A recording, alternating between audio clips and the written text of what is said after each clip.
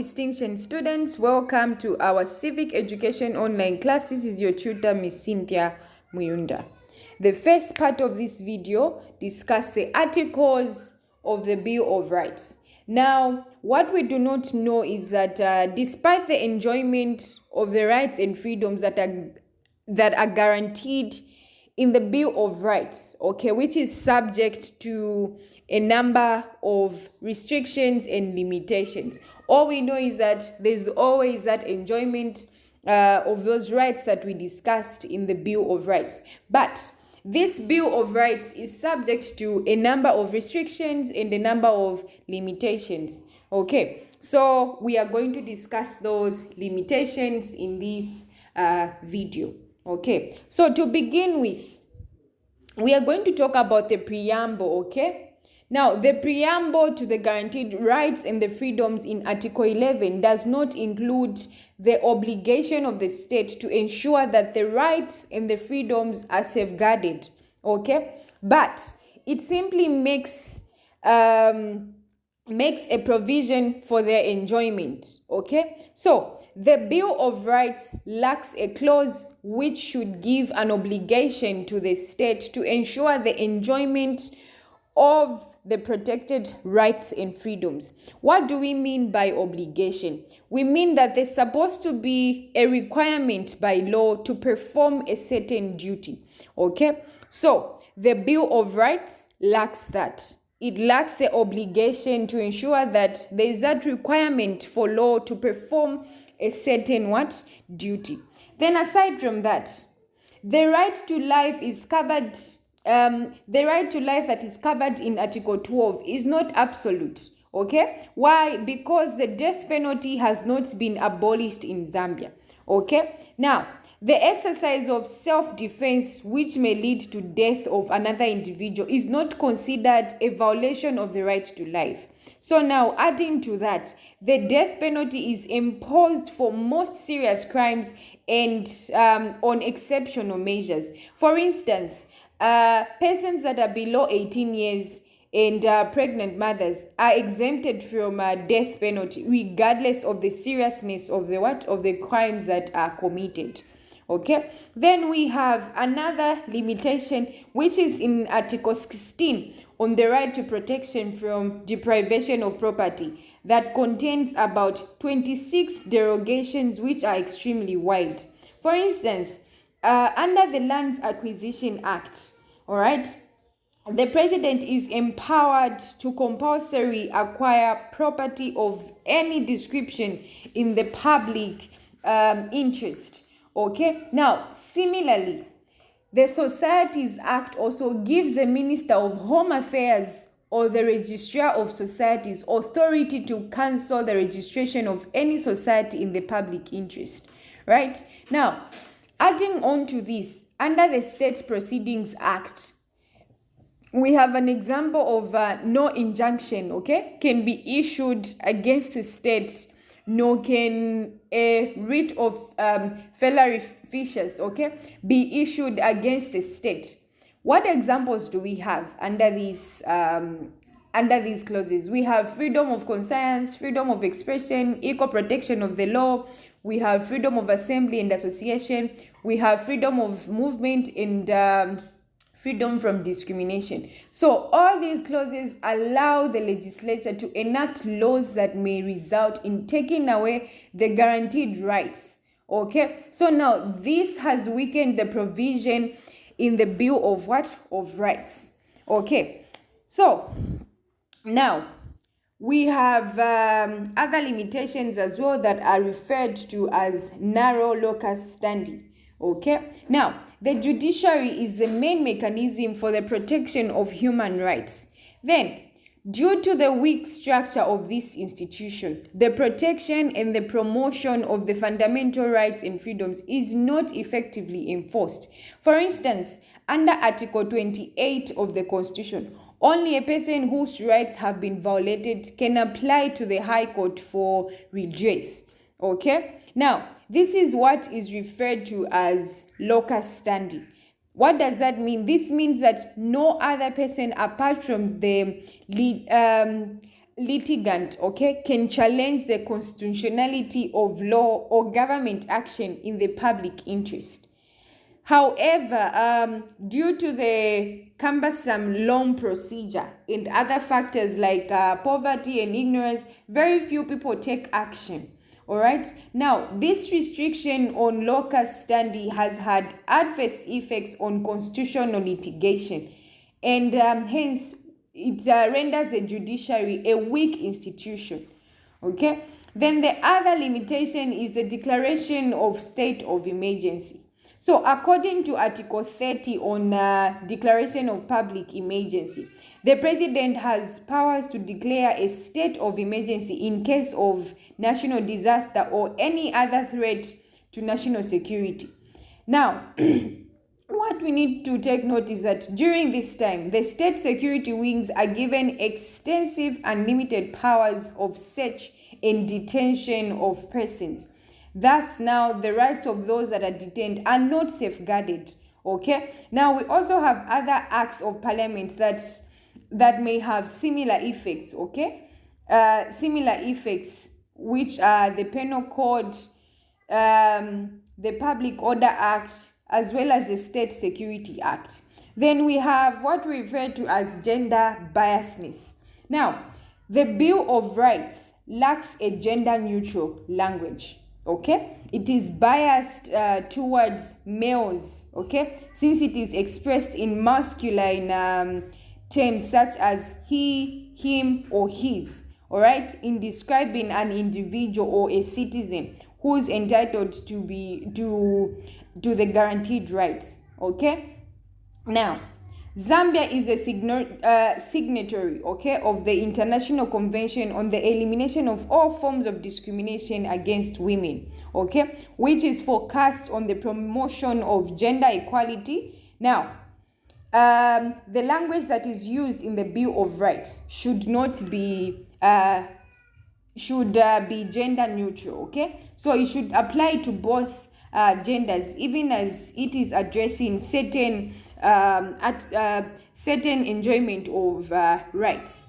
Then we have the omission of certain categories of rights. Okay, we have so many missing categories, which include women's rights.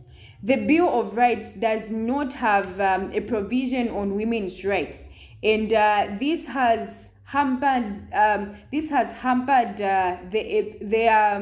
the promotion and enhancement, okay, as well as the participation in national development when it comes to women.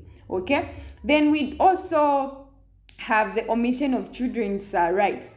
So despite the fact that Zambia signed the Convention on the Rights of the Child, okay, the children's rights are scantily covered in the Bill of Rights. Okay, then we have the rights of people with special needs. Now, the protection of the rights of persons with special needs is not adequate. We have examples that include elderly, disabled, the widows, the orphans, those that are infected or affected by HIV and AIDS.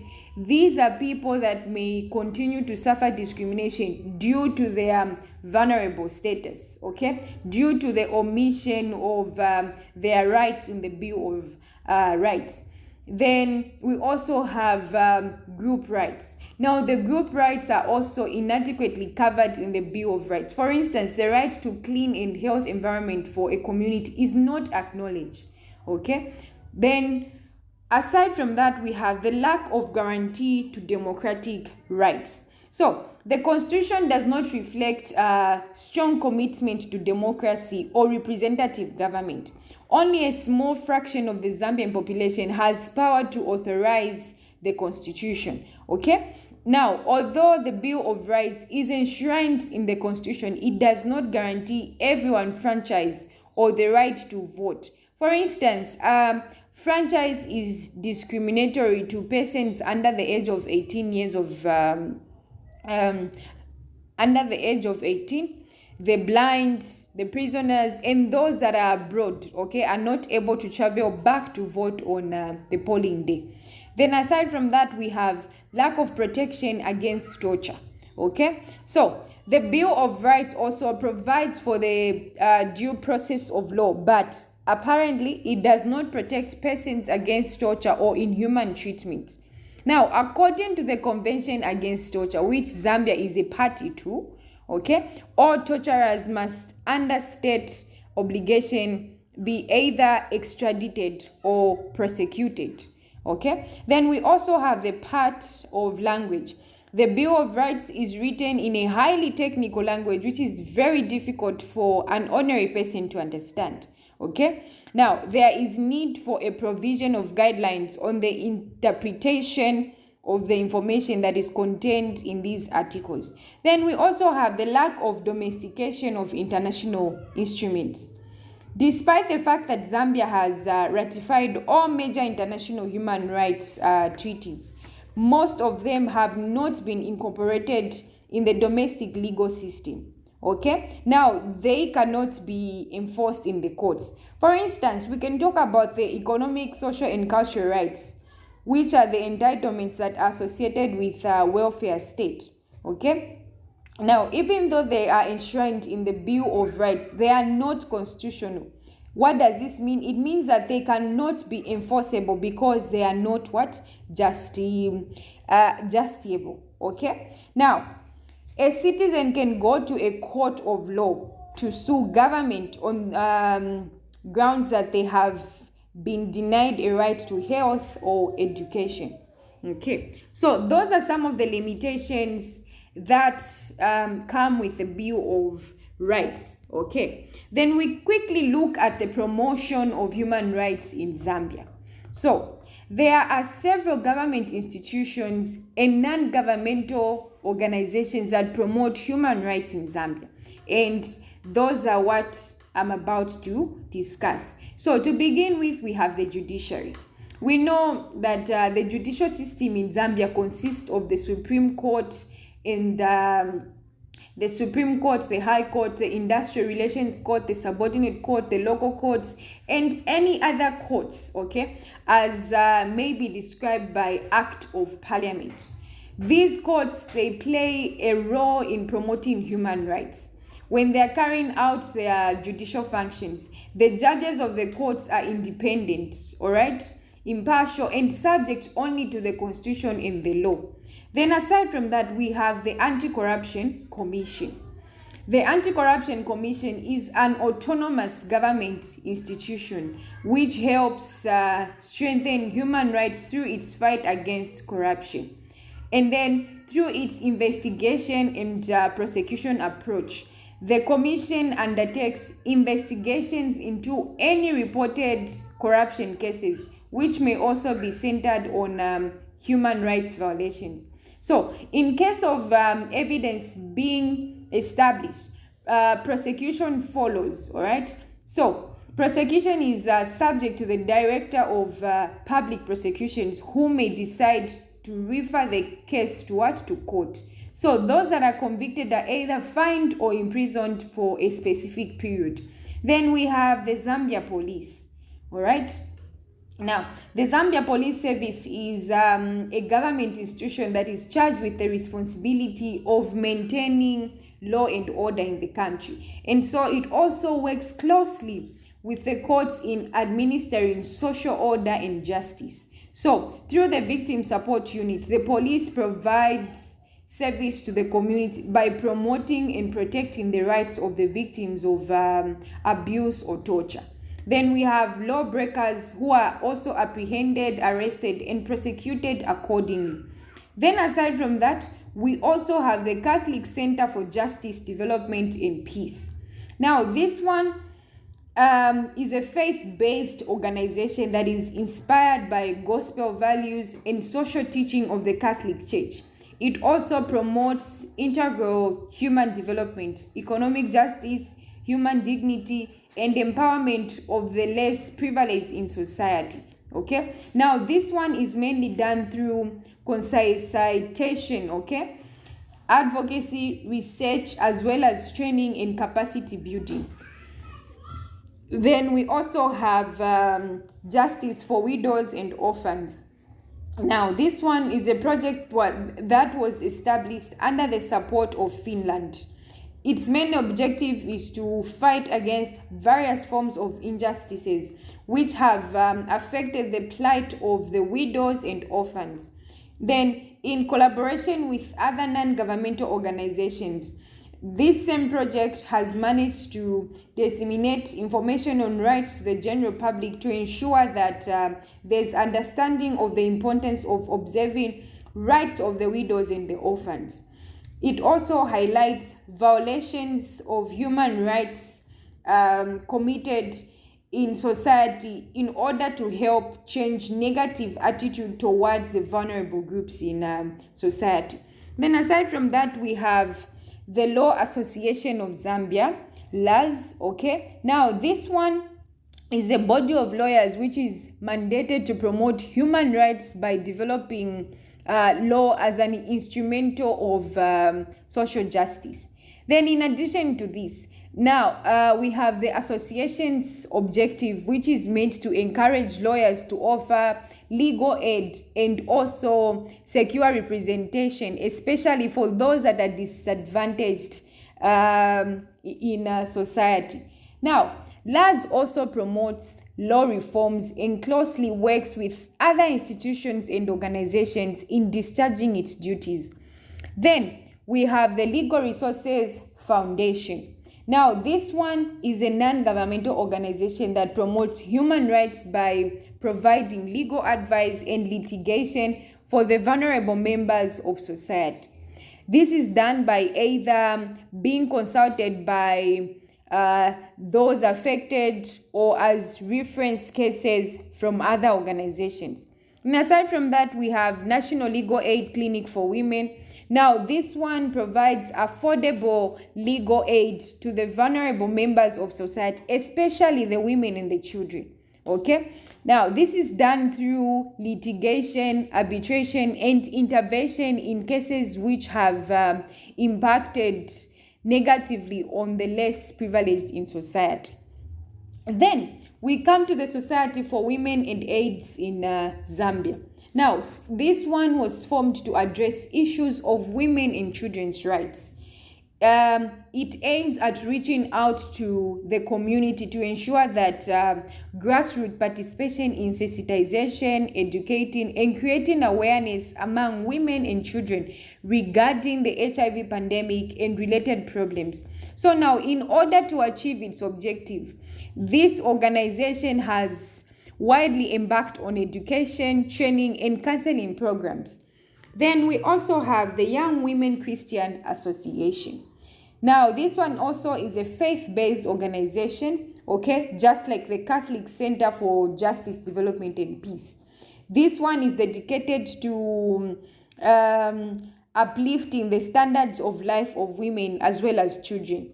Then the objectives are the promotion of the promotion of women's rights, advocating for children's rights, providing economic empowerment of the less privileged by training them in income-generating skills. So now, adding on to that, this Young Women Christian Association runs job-in centers, all right?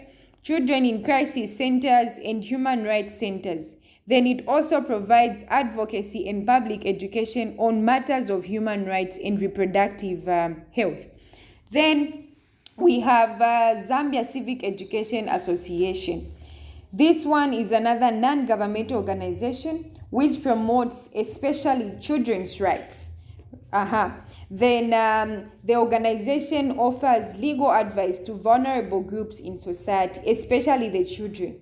Then it also conducts civic education programs on the promotion and protection of children's rights through children's rights clubs. Then we have the Amnesty, okay, International.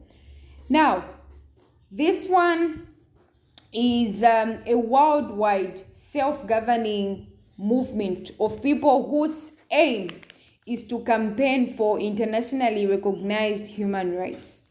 This movement is independent of any government, political ideology, okay, economic interest, or even religion. Now, this means that it does not support or oppose any governmental or political system as its primarily concern is to impartially protect human rights of affected individuals.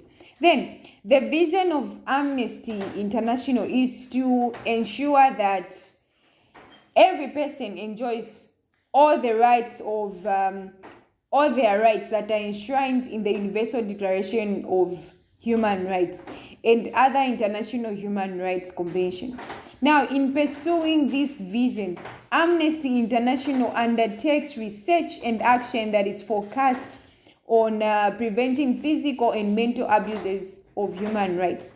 So, adding on to that, the movement also endeavors to promote integrity, freedom of conscience, and expression, as well as freedom from discrimination. So now, the Amnesty International does not seek or accept any funds from governments to carry out its work on campaigning against human rights violations.